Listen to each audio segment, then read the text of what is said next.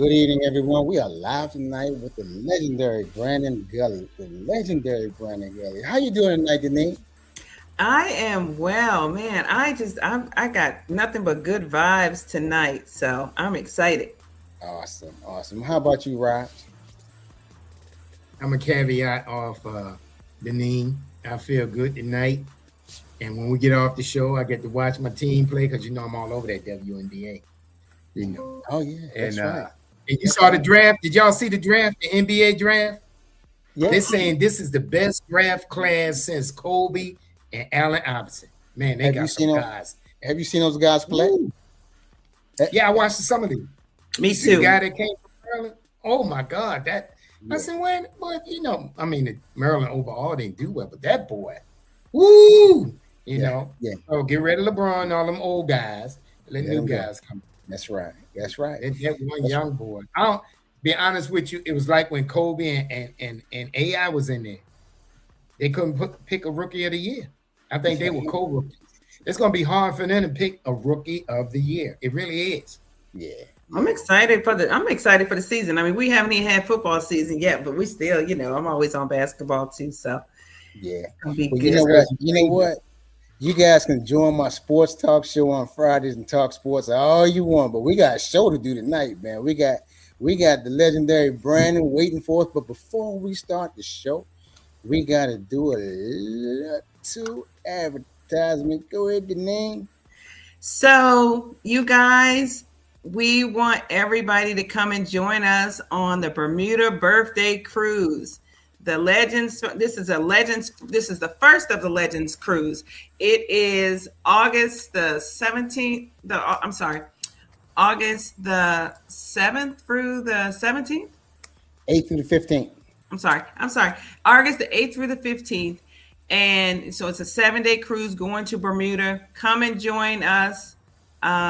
You won't be mad. You're gonna be glad you did. It's gonna be a lot going on that cruise. So come and join us.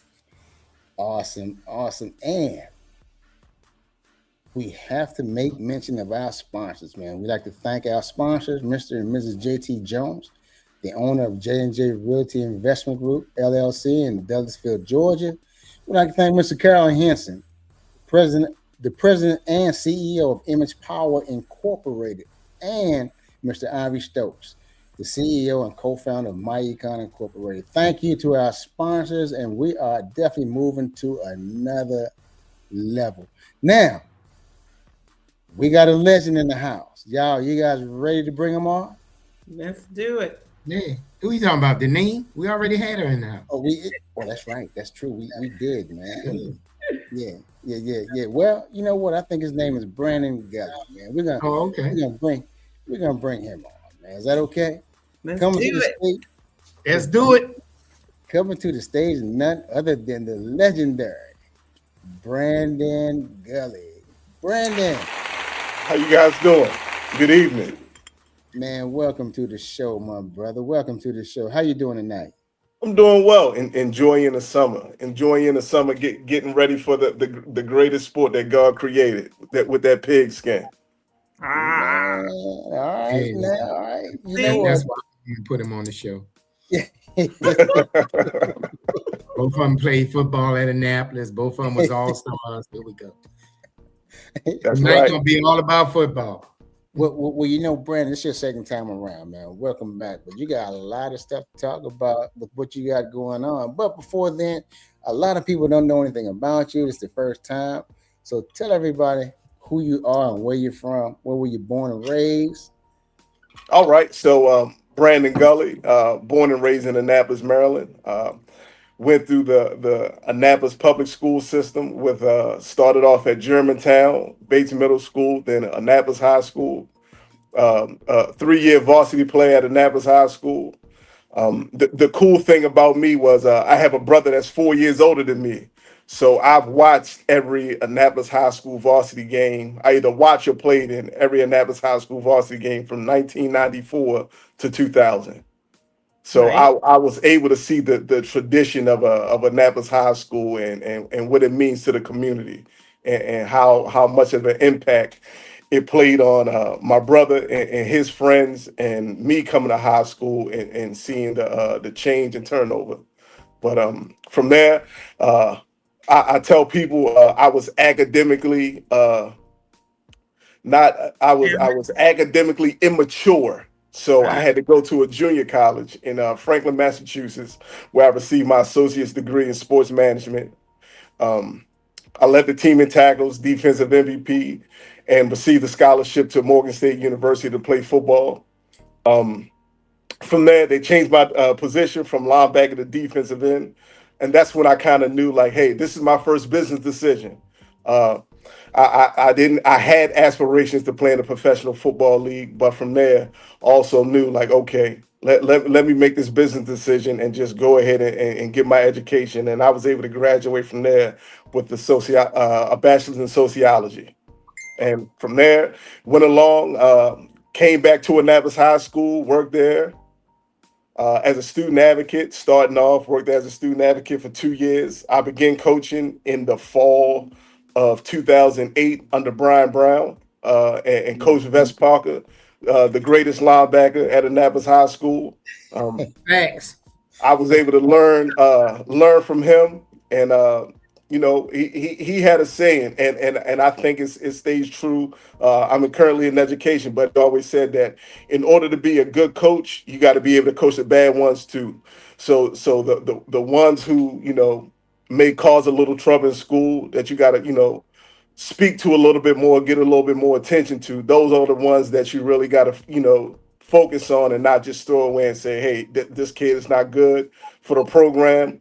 Get rid of him. So he really instilled making sure I built a relationship with some of those student athletes who, you know, we had to focus on a little bit more.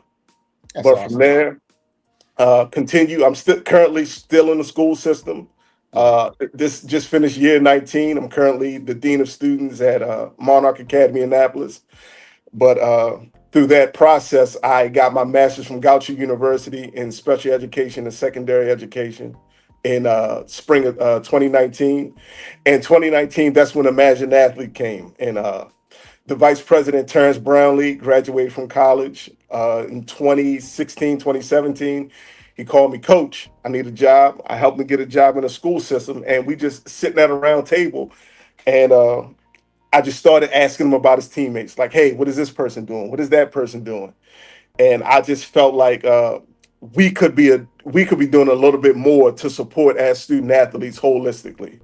And from there, you know, we started off with a 7-on-7 tournament, and COVID started. The mental health aspect became highlighted by the world, and someone who was affected with mental health. Mom passed at a young age. My dad passed 2015. So we kind of understood how important it is to being able to manage your emotions as student athletes and using that to as fuel on the field, but also to keep you going off the field and in life and keep on pushing, because I believe student athletes are some of the most disciplined and dedicated people, selfless people. You know, we're team players. Most of us are team players, but that's kind of where we wanted to head and start Imagine an Athlete. And we've been rocking and rolling ever since. We've supported over 1,000 students in 3 different states, various events, athletic combines where we had college coaches to come and actively recruit guys, skill development camps. One of the things when you go to college, you got guys from everywhere, and specifically from Annapolis, we don't leave. So I think it was important for us to get those athletes around other kids in the state and compete. So we're gonna dive deep into that, man. Okay. Now, before I pass it to Deneen, I'm gonna stir the pot a little bit. Okay. Were you better than your brother, or was he better than you? Oh Lord. Huh? I knew he was gonna say that. Who was the best? I was better than him. You know he's on, right? He's watching. I have a statistic. I made first team all county at 3 positions in 2 years. At 3 positions. Well, here's the thing. To defend your brother, he paved the way for you. He you were able to learn from all his mistakes, and you were able to be pushed by him. So you're supposed to be better than him because of him. But watch this, Denise. Watch this. What position did you play? Linebacker and left guard, the same position he played, and I wore the same jersey number. But you learned from Vest Parker at linebacker. That's what you learned from, didn't you? He said Yes, sir. That's right. Now, Denise, before I give it to you, what does this right here mean to you, Brandon? Wow. I'm not someone who necessarily likes attention, but to be recognized for something that we do from the bottom of our hearts. We are servants. We serve our community. We don't do it for the hand claps. We don't do it for the pats on the back. We genuinely are invested on the future of our student athletes. So to be recognized as one of 100 of many other wonderful people and people who I've looked up to as well, just to see those gentlemen in a space, it was truly humbling, but it also lets me know that I had to keep on going so I can pass the torch to the next young man and young woman who's looking to support their community. That's awesome, man. That's beautiful. That's beautiful. What do you need? Well, I mean, I feel honored. I'm surrounded by 3 men of distinction. I love it. Thank you, guys. What? Go ahead, Roger, Armand, and Brandon. So, I mean, kudos to you guys. I mean, just keep doing what you're doing. I mean, every effort, every thought, every handout, every hand really does make a difference. So keep doing what y'all doing. So the question I have for you today is, Brandon, is what did football teach you about discipline, leadership, and accountability? Question. Discipline, it taught me that I can carry it off the field. Being able to focus on a particular task, being able to execute is very important. Being a team game, my job was as just as important as the next man. So the discipline aspect and it played a major part. We had a coach that I think did a very good job in instilling discipline in the program. And what was the other two? Discipline and what else? What is that? And what does discipline look like? I mean, what is that? Is it were they micromanagers? Were they teachers? I mean, what was that? They were Tough. I can say they were tough, and they got us prepared to play.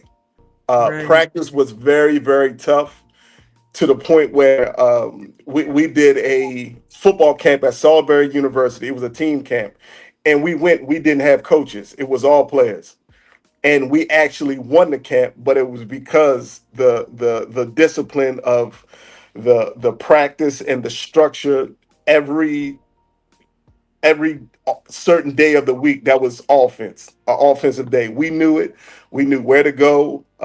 We know what it looked like. And to this day, I think anybody from Annapolis High School that went to Annapolis High School and played up until about 2003 or 4, you could hear a play and you could tell, you could run it with your eyes closed because of that discipline. Did you guys, were you one of those? I mean, because a lot of times when you have coaches like that are tough, you can't stand them and you don't like them. But did you guys adore your coaches, or did you just respect them and did what they asked you to do? How did you feel about the coaches at that time? At that time, we really respected them and we did what they asked us to do. But I think we had a real brotherhood amongst the players.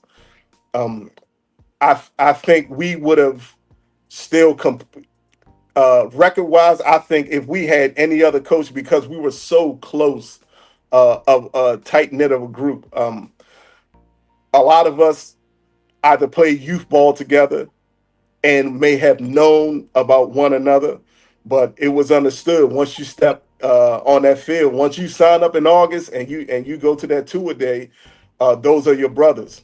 And bonding with them, and we play for one another more than we play for the coach. We didn't want to let each other down more than letting the head coach down or the coaching staff.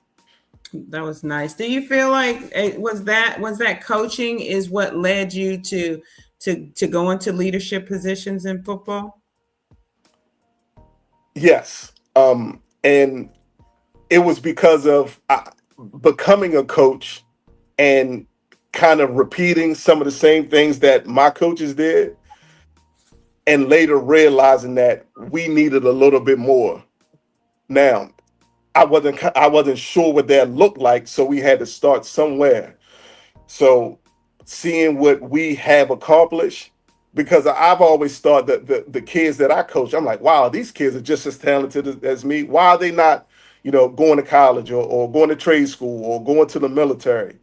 So it was kind of like, okay, well, what exposure do these young men have? So that's where we kind of got into making sure we bring it to them in a holistic manner. Okay, I'm gonna go move on to Roger and let him take the next. Oh, okay. I was listening to what y'all was saying. My You're bad. supposed to be. But Brandon, how was it coaching with Brian Brown? That's my cousin, and Thomas Parker is my cousin as well. So how was it with Brian? Let's go with Brian first. I already know how this is, but Right. Coach Brown was a very as far as his coaches, he definitely had a lot of respect for me, because I believe when he was coaching, when I was in high school, he was at Southern High School. Trader, I'm gonna call him tonight, cuss him out. but Coach Brown, he allowed us to coach. He let me, honored me, him and Coach Parker, like, hey, I thought I was going to just come on the coaching staff and be a linebacker coach and offensive line, the things that I played. And they were like, no, you're going to call the defense. And I was like, okay, I've never called the defense before, but I had to go back and actually learn and watch and have conversations and physically see what coaching looks like. Because one thing I can say, just because you play the sport, that does not mean you can coach the sport. Playing and coaching are two separately, totally different things. And what I learned was I had to become a teacher. And that was something that I was shy about, because at the time I was uncomfortable speaking in front of people.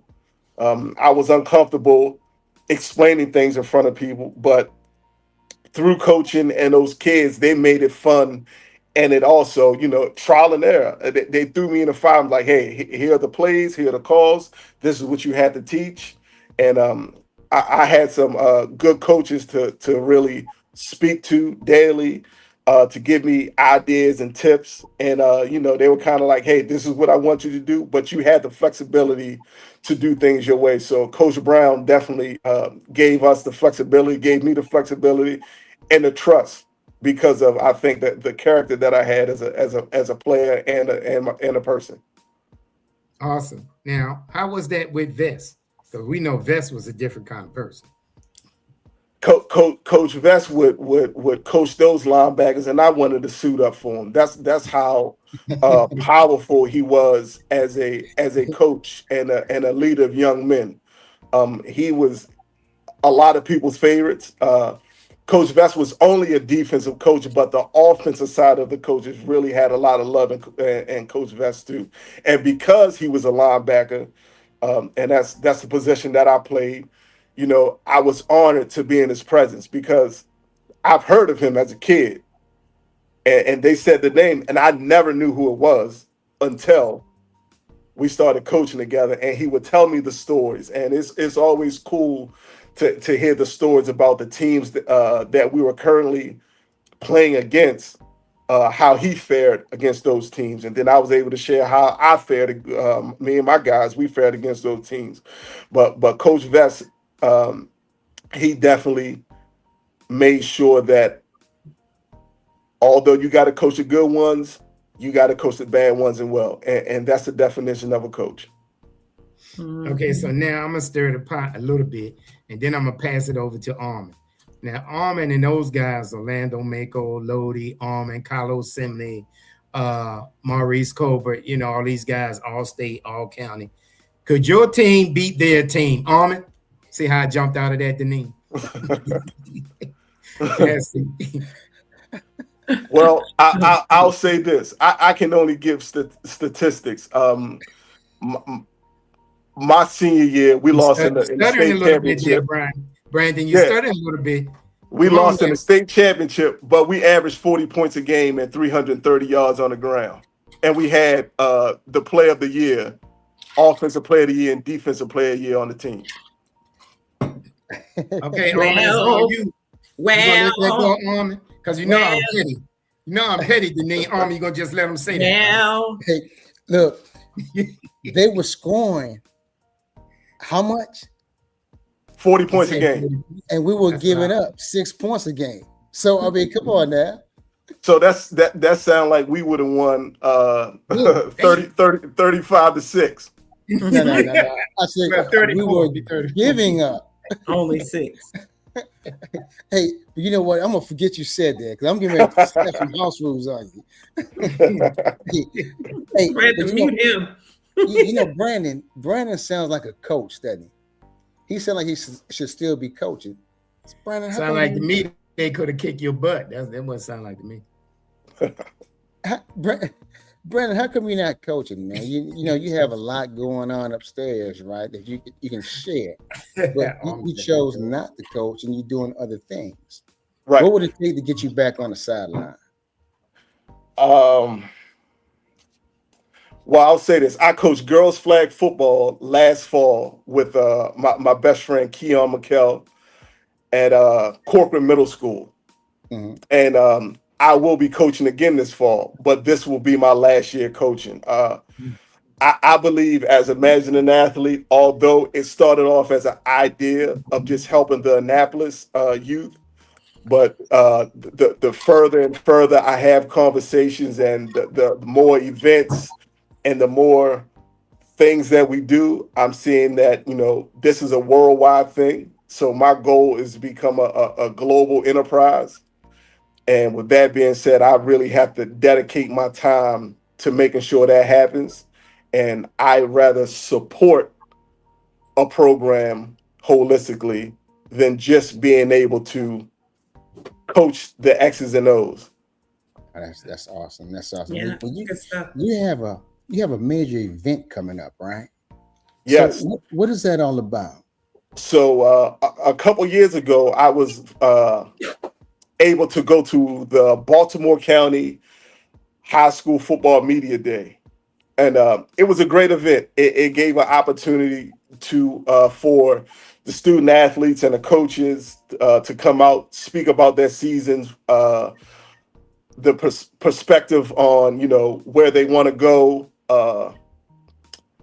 wins and losses as far as a program, and just give an opportunity for players and coaches to talk about what they're doing.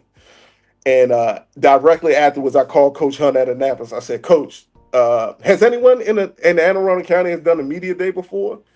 He said, no. I said, we will.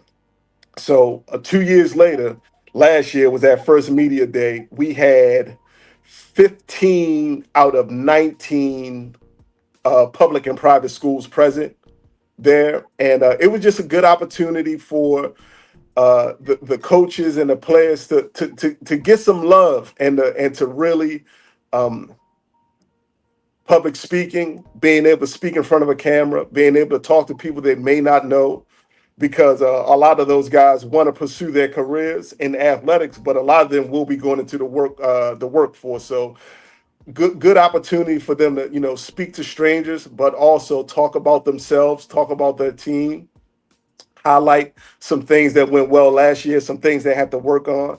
So it's a really cool event to see student athletes and coaches come together before the season and highlight their programs. And we're proud and we're excited. Our goal is to get all 19 this year. And we want to, thank the Moose Lodge for partnering up with us to get this done. They saw it last year and they were very impressed with the turnout. And the players and the coaches that showed up, the coaches were very happy and very pleased. The kids seemed to enjoy it.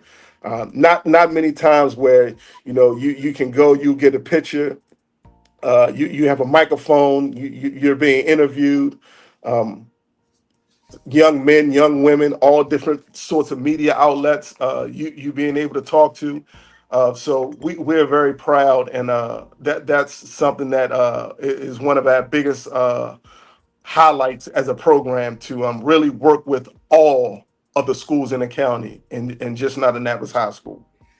So you know what? I think you try to shut me down is what you try to do, because I get ready to stir the pot. It sounded like, you rushed to contact Coach Hunt now. You bleed Panther.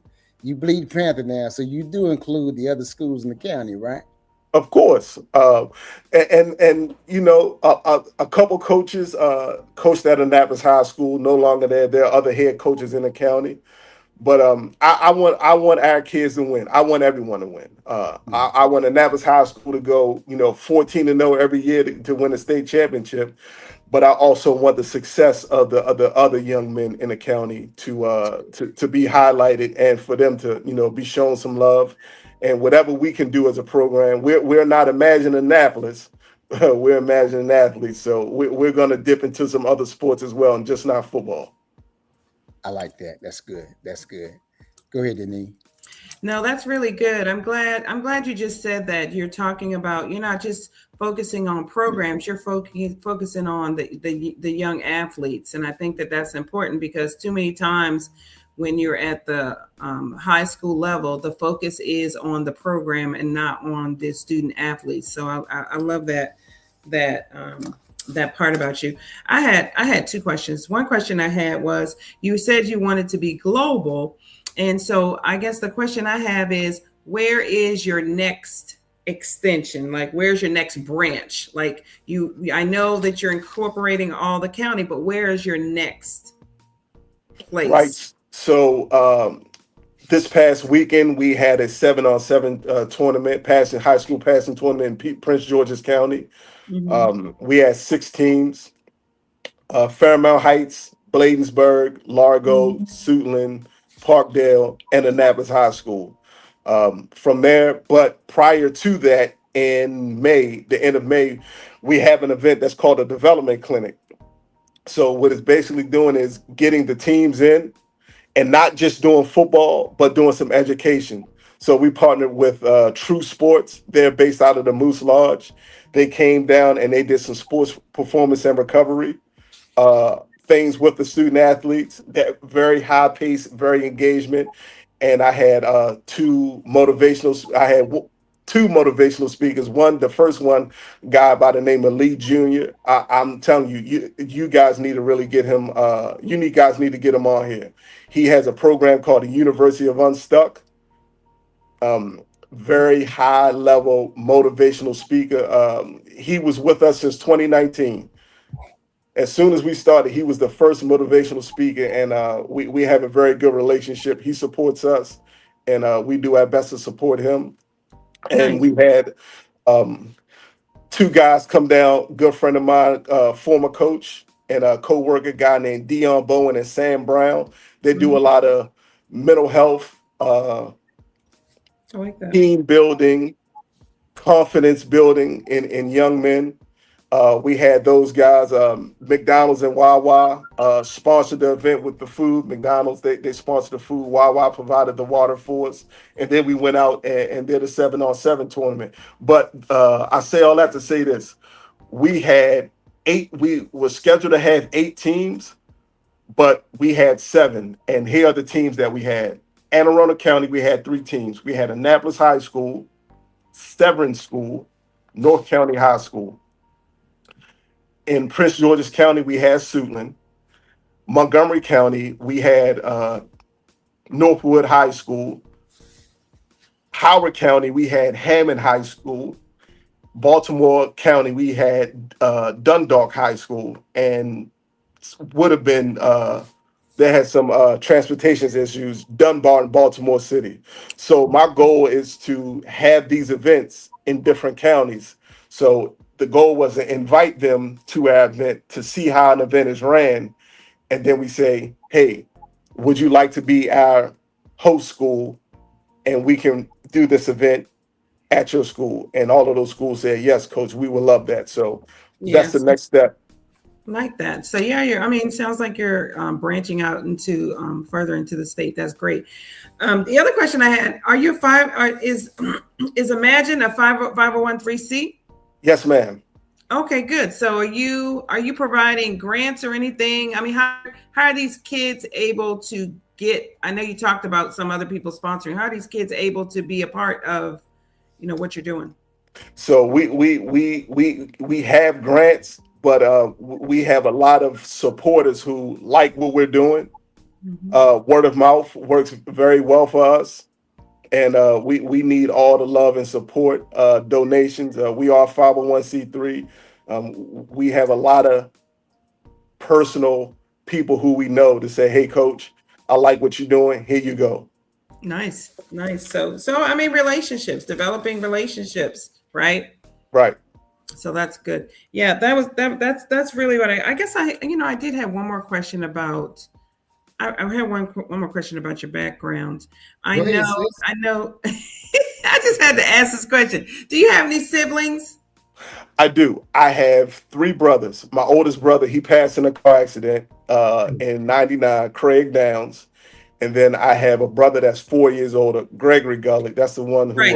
Yeah, you said that earlier, and the reason why I was asking that beyond your one brother was because I know that your parents passed away when you were younger, right? right. And so you talked about how important football was to for your emotional and mental being. So I just wanted you to just kind of give us a little bit about how important football was to help you get past some of the things that happened in the past. Football saved my life. My teammates, they are an extended family. I can say that. A lot of my teammates, we talk weekly till this day. And we've been friends since elementary school, middle school. Those guys are considered brothers. I'm the godfather of some of those guys' children, and they were there for me as well as their parents. When I say the community of Annapolis really wrapped their arms around me and took care of me, whether they knew it or not, rides home from practice, meals, inviting me over on holidays, making sure hey, we're cooking, come over and get a plate, or come over and watch the game with us. Those people, we're still friends till this day. The parents of those friends still reach out to me via Facebook, or I'll still hang out, go over with their children when they come in town, and it's really awesome to know that a sport like this will bring lifelong friends and people you can consider family.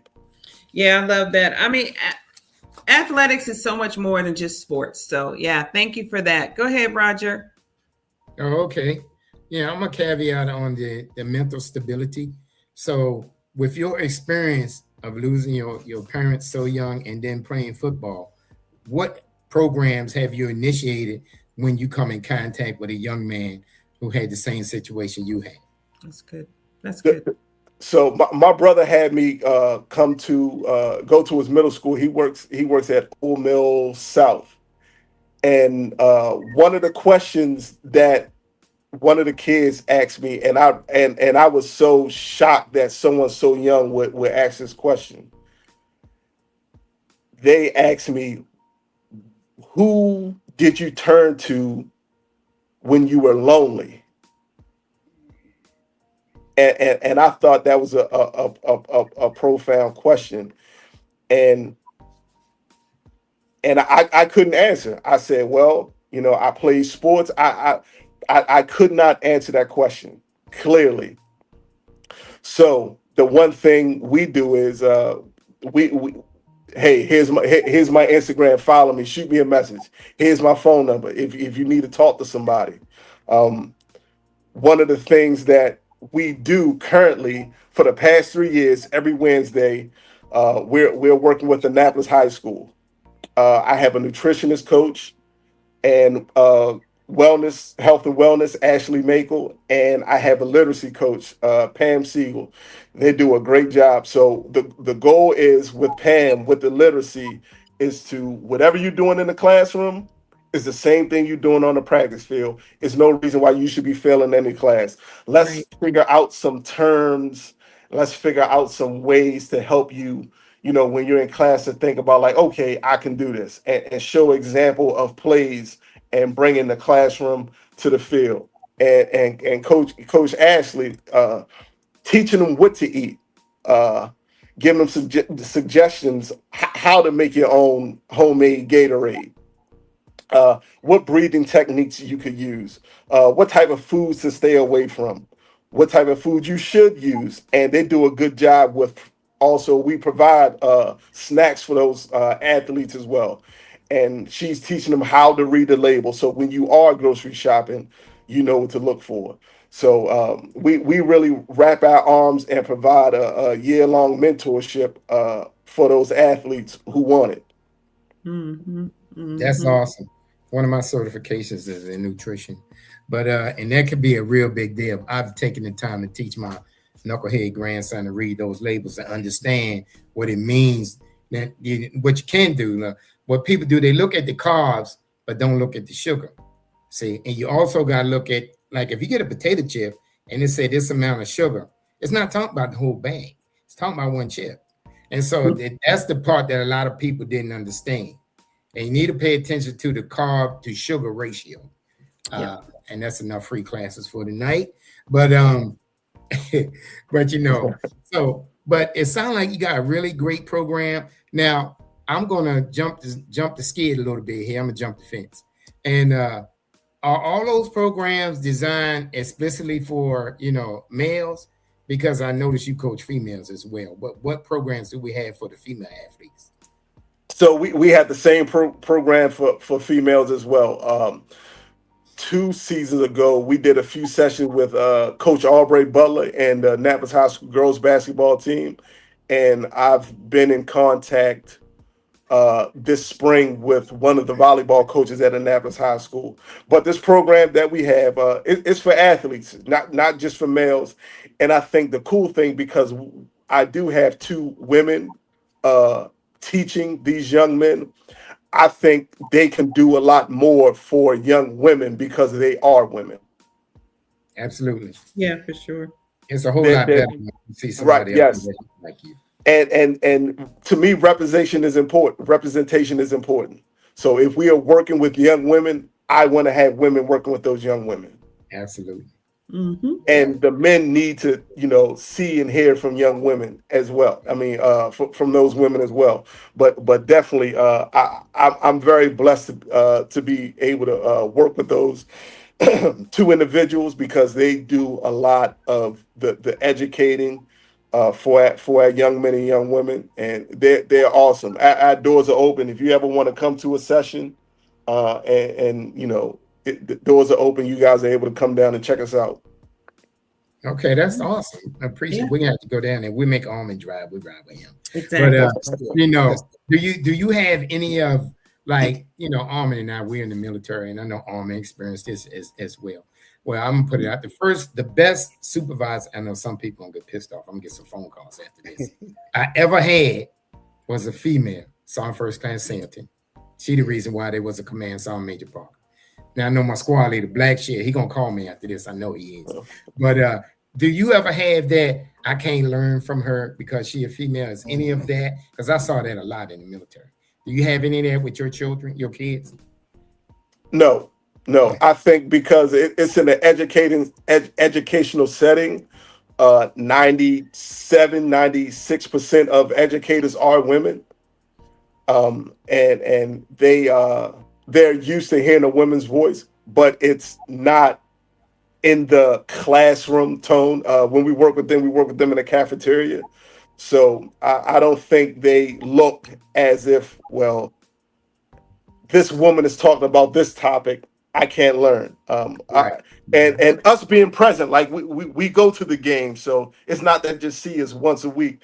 They see us fairly often, and when we have these events, and we get up there and explain what we're doing and who we are, and just being present, and not just being the people who show up once a week and say, hey, we're gonna talk to you about these things, and then that's it.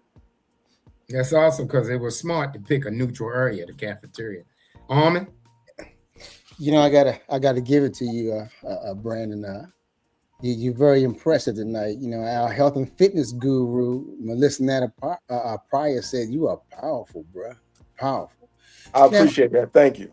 now tell me, when you did coach, what type of coach did you consider yourself to be? Were you intense, like a Vess Parker? Were you passive, like a Brian Brown? What he gonna get me for saying that? So what type of coach were I'm you? talking about my family, man. I think I was a player's coach. Players coach, okay. I was the coach where if you did get yelled at by someone like a Vess Parker, I could pull you to the side and have a conversation with you and make sure that, like, hey, we're talking about you as a football player, not as a person. Your football sucks right now. You don't suck as a person. You missed a tackle because you need to do X, Y, and Z. But I think I've always been a relationship person. And I think it's because, you know, when you lose your parents, you always looking for people or a group of people to attach yourself to. Yeah. But I think, you know, because I've always been the coach that I wanted. That's the coach that I think I was. The coach that I wanted, the one to support me, love me, and push me. That's the coach that I think I was to my players. Nice. So okay, you're on the sideline coaching. You're a head coach, and a college coach that's recruiting one of your players. Let's say your linebackers a stud, another Vess Parker, right? Right. And he asks you a character question. Would you allow him to babysit your children? How would you respond to something like that? Well, hopefully I can answer that truthfully and say, hey, this is the leader of my defense. And if someone's the leader of your defense, they're responsible for everybody in your defense. And if someone's responsible here, they should be responsible elsewhere. Yeah. And being able to get everyone back together. If a long play happens, he got to be able to say, hey, we got to lock in and stop him for the next three downs. So being transparent with coaches and also with players too. I think one thing that Coach Hunt does is really stress the character piece of being a student athlete. Like, it is great that you can play football, but you have to be a good person too. And being a good person, you don't have to be the loudest, you don't have to be the biggest, you don't have to be the strongest, but you have to consistently show the discipline, being a reflection of your coaches, a reflection of your parents, a reflection of your community. And I think over the past years, we have seen student athletes go where they want to go because they were leaders. Awesome. Awesome. My last question before I give it to Adenine. Help me understand, man. You know, we all play the game. What benefit is 7-on-7? Well, for me, I think it's a good way for players to learn spacing on the football field. As far as offense, it teaches you where to line up your splits. It teaches the defensive coverages, being able to communicate without the pad, being able just to hear the call from the coach, being able to echo the call. It has turned into, now it's not real football because we know it's a different ball game when the pads come on. But I think it's a really good opportunity to bond. I think it's really catered to the quarterbacks and the wide receivers. To me, defensive back, that's the cornerback. To me, is the hardest position to play in football on the defensive side of the ball. But I think it gives you those reps. When I was in school, we didn't do 7-on-7. I didn't know 7-on-7 was until I went to college. And I was like, oh, we don't have anybody blocking us. We can just drop in the zone and pick a interception off. Oh, this is great. This is what it's like. So I think the benefit is repetition, allowing the quarterbacks to go through their reads, allowing them to, to throw. A lot of offenses are not geared to, throwing the ball if you run like a wing tee or something like that. So, like, hey, if we do have to throw the ball, let's get this repetition in now, starting early, and the evolution of football as well. It's a passing game, so I think that plays a major part into it as well. That's good. That's good. That's good. I like that. Okay, go ahead, Denise. So in most of your answers and your in talking about relationships and everything, I can see your sociology degree at work. I really can, because you seem like you understand, people. But my question is, what was the moment that led you to decide that you wanted to serve youth? I want to say when I graduated, or when I was about to graduate high school and I was going to looking for a college, my teammate, Nick Goodmalloy, Dr. Jane Good, she was a professor at the Naval Academy. But like I said, I was academically immature, so I had to find a junior college to go to. And there were only maybe 3 or 4 junior colleges on the East Coast. It was Dean Junior College in Franklin, Massachusetts. That's where I went. I think it was a military school in Georgia. It was Lackawanna, and maybe another school in Hudson Valley, some schools in New York. But Dean Junior College was the only one with a dorm, and that's where my dad wanted me to go because they had dorms. But if it was not for Dr. Good, her sister was a professor at Brown University. She flew me and 4 of my teammates up to Providence, took us on a tour of Brown University, and then took us to Dean Junior College. If it was not for her, I would not have been in the position that I am now.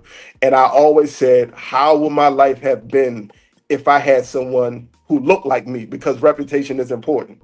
So how my life would have been if someone looked like me and actually cared and took those extra steps to invest, not money, but invest in my future as a person. Nice. So Dr. Good was someone, along with Shirley Womack. Me and her son Mike, teammates, graduated together. But her and Stan allowed me to stay over their house, taking me to church. But people like that who go above and beyond the call of duty to really care about you. Those people, those are some of the things that I really needed at the time. And as a coach, I saw some of those players needed it as well. And I'm not someone who will just sit back and allow people to talk about, well, they should be doing this, they should be doing that. What can I do? Right. No, absolutely. Absolutely. I think that's what most of us have done in the future, is trying to solve the problems that we had to deal with for other people. So thank you for that. You're welcome. There you go, Roger. Yeah, Brandon, I really don't have too much. We covered everything. I just want to say I'm really proud of what you're doing and the motivation, and even through your trials and tribulations, you never stop pushing forward. And that's important. And that's what these young kids see in you, and the fact that you have the ability to put that on them, to share your persona, your goals, your dreams, what you did to get where you are. And just like you said before, it's really important when I see somebody that look like me doing it.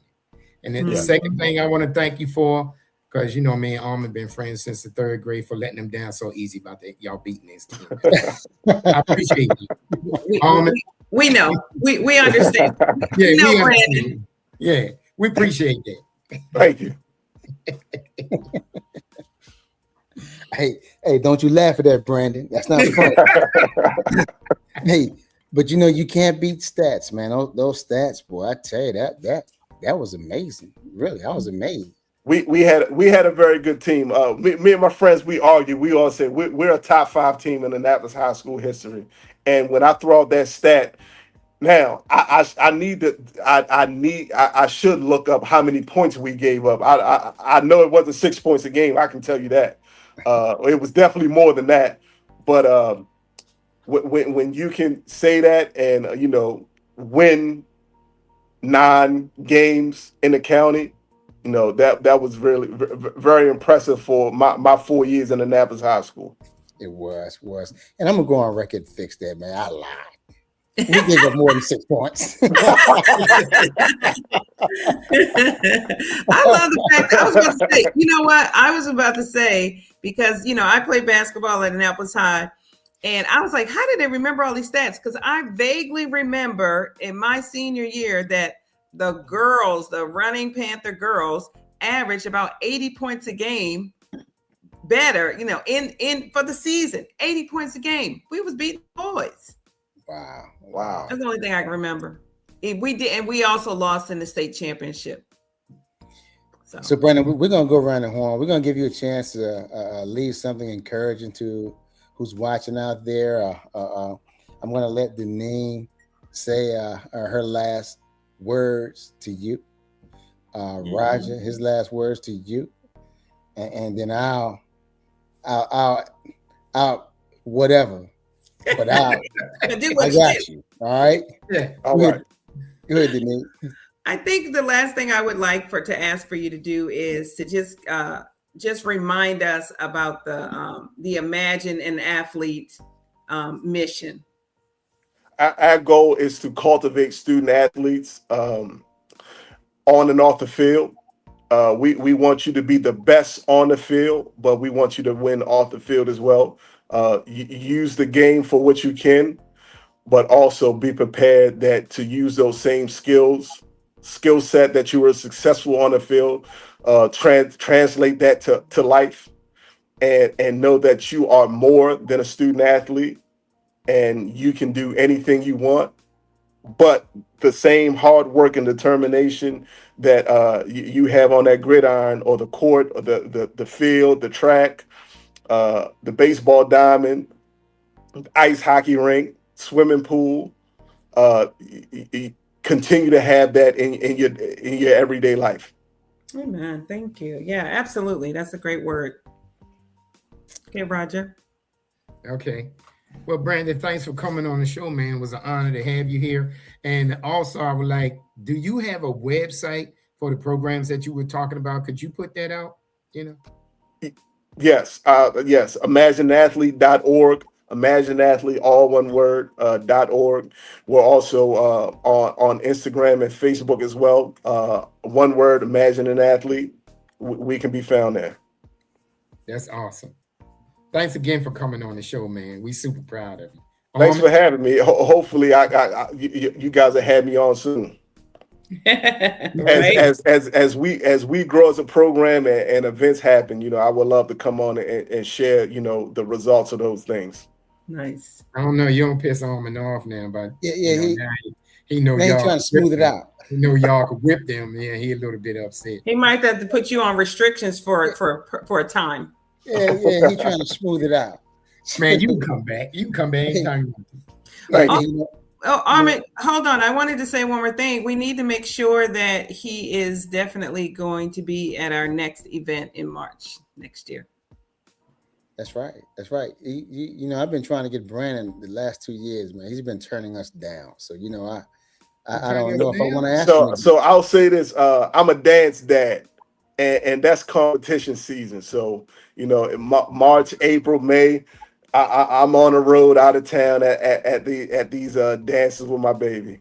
Okay, I hear you. We hear you. That's right. Take care of the kids. Can't compete against that. That's right, yes. Man. Brandon, I'm proud of you, man. I'm glad you accepted to come back on, and I'm really, all that you do for the community. It speaks volumes, man. It really does.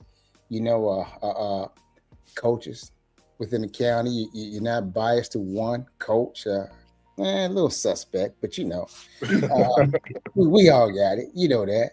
But right. Hey, before I allow you to give words of encouragement to people out there, just let everyone know when Brandon says what he says, we're done.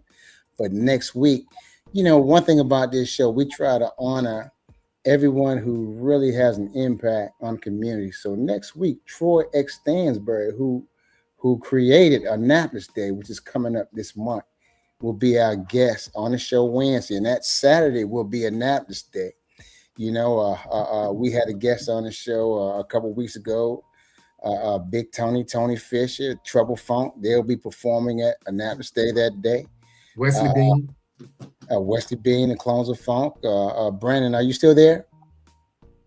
Yeah, I think he is. He looks like he's still there. But Yeah. No, I don't see him. He dark. Maybe he had to go away for a minute. Yeah. But if he comes back, Brandon come back, we're gonna allow him to close us out. Again, we want to thank everyone who supports this show. You know, the legends are really going to a different plateau. You know, everything is coming together for us. You know, we are growing constantly. We're growing in numbers, shows, board. You know, we are definitely making a difference in the city of Annapolis, and not just Annapolis. We are pretty much worldwide. You know, I'm happy and proud of all that we've done and lives that we touched. I don't know if Brandon's going to come back, but we're gonna wait for you guys. We're gonna wait for you guys to come back for next week, and don't forget the Legends Cruise. What's the Legends Cruise about again, Denise?